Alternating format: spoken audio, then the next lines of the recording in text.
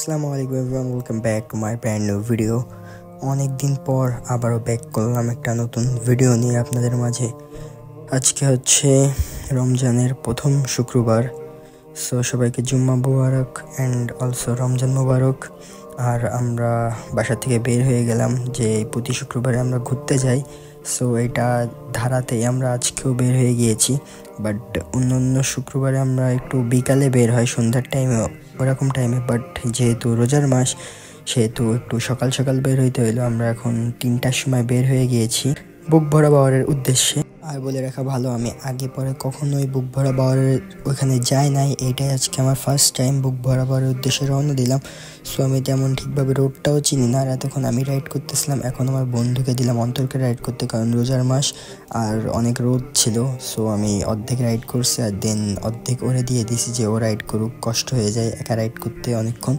So দেখতে দেখতে বুক ভরা বাওয়ারের প্রায় অনেক কাছেই চলে আসছে। আর এই রোডটা অনেক জোশ ছিল ভাই, যেমন বাতাস ছিল, রোদও ছিল, ঠান্ডা আবহাওয়া, মানে অন্যরকম একটা ফিল ছিল। এটা যদি আপনাদেরকে বোঝাইতে পারতাম।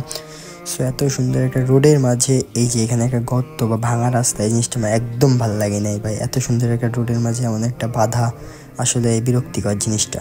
সো গাইজ, অনেক কষ্টের পর চলে আসলাম বুক ভরা বাওয়ারের প্রায় অনেক কাছে, কারণ আমরা রাস্তা চিনতাম না, যেহেতু আমরা অনেক জায়গায় রোড হারাই ফেলছিলাম। আর আমি ভাবছিলাম গ্রামের রাস্তা দিয়ে আসলে সহজ হবে জিনিসটা, বাট গ্রামের রাস্তা দিয়ে আসতে যে আমার আরও জিনিসটা অনেক প্যারা খাইতে হয়েছে, কারণ আমি গ্রামের রাস্তায় গুগল ম্যাপ দেখে আসছিলাম। সো এটাও কাজ করি নাই, ভুল রাস্তা দেখাচ্ছিল বারবার। আর গ্রামের মানুষজন থেকে শুনছিলাম তারাও অনেক জায়গায় ভুল রাস্তা দেখাইছে। এই জন্যে এখন প্রায় বিকাল 5টা বেজে গেছে, অনেক দেরি হয়ে গেছে বুক ভরা বাওয়ারে, কারণ আমরা রাস্তা চিনতাম না, এই জন্য আমাদের আরও প্যারা হয়ে গেছে। বাট অবশেষে বুক ভরা বাওয়ারে চলে আসলাম। আর এই জায়গায় একটা ডিপ কলের মতন ছিল, অনেক ঠান্ডা পানি ছিল আর অনেক রিল্যাক্স লাগতেছিল এখানে এসে।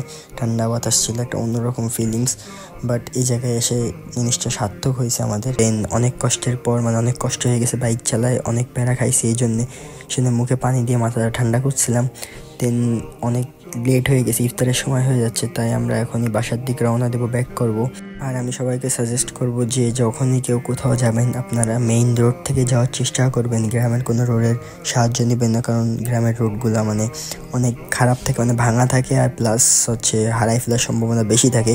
বাসায় ব্যাক করার সময় আমি আর গ্রামের রোডের থেকে যাই নাই, কারণ আমি একদম মেইন রোড থেকে গেছি, কারণ গ্রামের রোডে একবার যে প্যারা খাইছে এই প্যারা আমি নেক্সট টাইম আর খাইতে চাচ্ছিলাম না, সেজন্য আমি একবার মেইন রোড থেকে গেছি। আর মূল কথা হচ্ছে যে ওইখানে আমি গেছিলাম একা, কারণ ওইখানে ভাইয়ের আগে থেকেই ছিল ওই জায়গাটায়।